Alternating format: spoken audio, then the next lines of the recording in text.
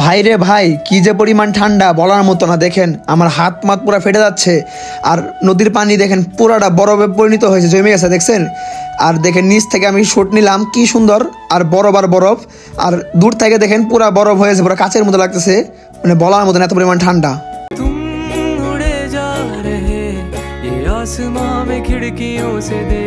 Guys আসসালামু আলাইকুম, আশা করি সবাই ভালো আছেন আর আমিও ভালো আছি। আর নতুন ভিডিওতে আপনাকে স্বাগতম। তো যারা এখন আমার ইউটিউব চ্যানেল এবং ফেসবুক পেজটা ফলো করেন নাই, তাদের ফলো এবং সাবস্ক্রাইব করে দেন, তাহলে চলো নতুন ভিডিও শুরু করা যাক। আর আমি অনেকদিন পরে ব্লগ করতে চলে আসছি, কারণ অনেকদিন ধরে কোনো ব্লগ ভিডিও দেওয়া হয় না এরকমভাবে, আর আপনারা অনেক মিস করতেছিলেন আমাকে, আমি জানি। তো আমি আজকে চলে আসছি যে এই পার্কটাতে, যেখানে আমি আগে মাছ ধরতাম দিনের বেলা, মানে রাত্রের বেলা। এখানে চলে আসছি, কি সুন্দর একটা ওয়েদার, আজকের ওয়েদার অনেক সুন্দর। দেখেন সূর্যটা একটু ডুবে ডুবে যাচ্ছে, তো অনেক সুন্দর লাগতেছে। তো আমি ড্রোন ক্যামেরা নিয়ে চলে আসছি যে আজকে আপনাদের দেখাবো, কারণ আপনার হয়তো একটা জিনিস জানেন না যে বর্তমানে যে মানে আমি যে সিটিতে থাকি, সাংসি সিটিতে প্রচুর ঠান্ডা, -6, 7, 8, 9, 10 চলে মাঝে মাঝে। তো এখানে যে নদীটা দেখতেছেন আমার সামনে, যে নদীর মাঝে এখানে মাছ ধরতাম, এইটার পানি পুরোটা বরফ হয়ে গেছে। আমি এই যে ড্রোন নিয়ে আসছি, তো ড্রোনের মাধ্যমে আপনাদেরকে এটা দেখাবো।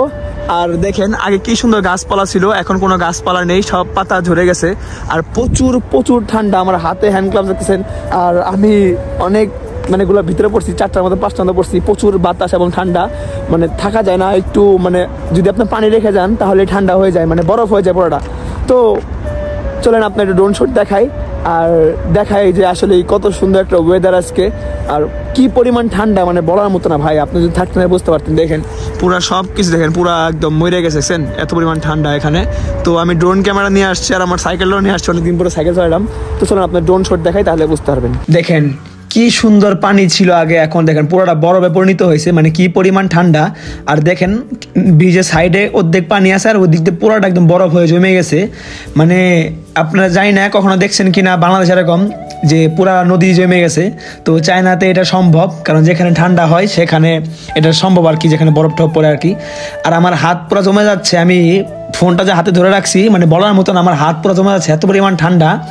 মানে আপনাদের দেখার জন্য দেখেন কত কিছু করতেছি, তারপর আপনারা আমার ভিডিও বেশি বেশি করে দেখেন না, সাবস্ক্রাইব করেন না, ফলো দেন না। এর থেকে ভালো মানে কষ্টের জিনিস কোনো কিচ্ছু নাই, ভালো একটা কষ্টের জিনিস, বুঝতে পারছেন?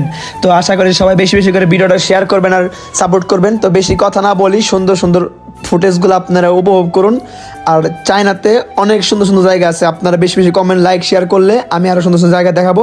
তো আপনারা ভিডিও উপভোগ করুন, আর আমাকে কিন্তু অবশ্যই কমেন্ট করতে ভুলবেন না যে ভিডিওগুলো কেমন হয়েছে।